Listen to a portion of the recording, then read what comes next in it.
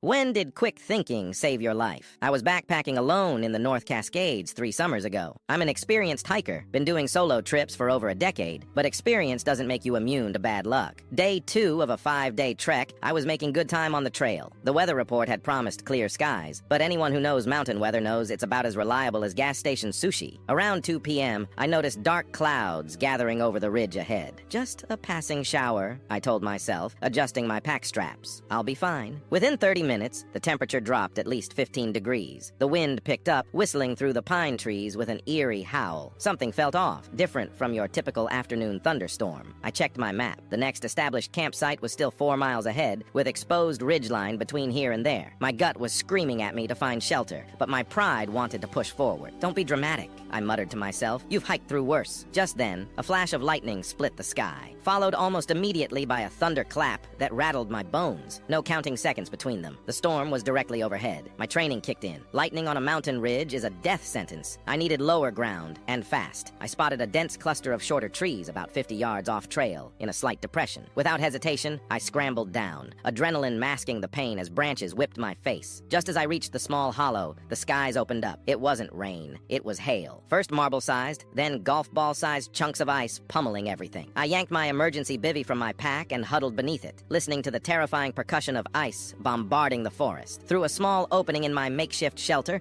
I watched in horror as a massive pine about 200 feet away exploded with a blinding flash. The crack was deafening. Splinters of wood flew in all directions as the lightning found its target. That could have been me, I whispered, my voice trembling. That would have been me. The storm raged for nearly 3 hours. When it finally subsided, I emerged to a transformed landscape. The trail I'd been on was now littered with fallen trees and branches. One massive trunk lay directly across the path where I would have been walking had I continued. As I hiked out the next morning, abandoning my planned route, I encountered 2 forest rangers heading up to assess storm damage. "You were out here yesterday?" one asked, eyes widening. "We recorded over 70 lightning strikes in this area. Got reports of 3 hikers injured up on Cascade Pass. Almost made a really bad decision," I admitted. "Something told me to get off the trail when I did." The older ranger nodded solemnly. "Smart move. We're still trying to reach a guy who was reported overdue. His last known location was that ridge you were heading toward. Later, I learned they found him. He hadn't been as fortunate."